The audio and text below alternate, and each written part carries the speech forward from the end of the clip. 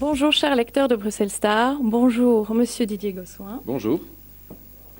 Alors aujourd'hui, je ne vais pas vous demander quels sont les 10 points de votre campagne, mais plutôt, vu que vous êtes en politique depuis des années, vous êtes certainement une personne passionnée, quelles sont vos valeurs, qu'est-ce qui vous fait tenir aussi longtemps en politique ? Vous l'avez dit, j'ai une passion, c'est Bruxelles, on le voit.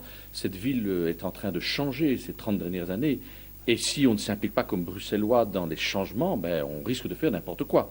On a connu ça, c'est la bruxellisation, on a éventré des quartiers, on a exproprié des gens. Et donc il est essentiel de mettre Bruxelles dans nos préoccupations quotidiennes.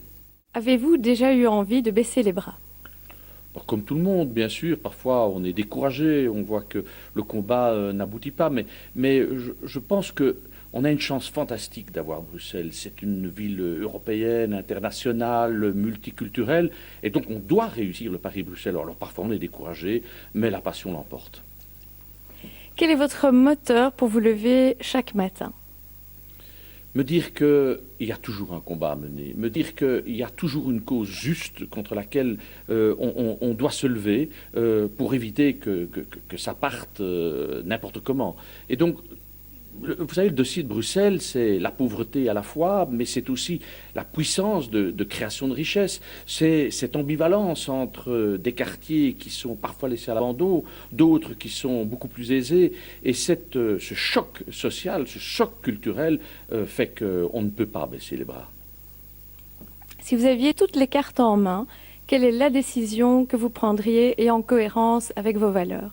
A bien entendu revoir l'enseignement, parce que c'est scandaleux qu'un Bruxellois sur 5 sorte de l'enseignement sans qualification. Ce n'est pas acceptable d'avoir le plus haut taux de chômage. Nous sommes une des régions les plus sinistrées sur le plan européen. Ce n'est pas acceptable que l'enseignement professionnel et technique crée de la sous-qualification. Donc il faut redonner de la qualification, il faut revoir notre processus d'enseignement. Nous sommes parmi les plus mauvais élèves, et donc ça c'est le premier chantier si on veut, je dirais, relever le défi social et si on veut être à la hauteur des attentes économiques. Tout à fait. Si vous devenez bientôt ministre-président de la région, qu'est-ce qui va vraiment changer ?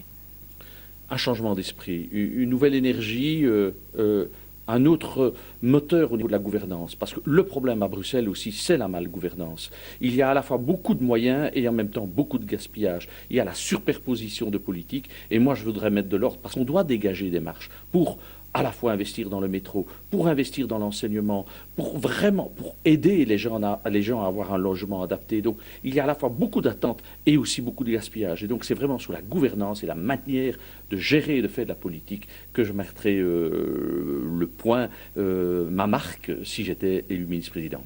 Je vous remercie beaucoup.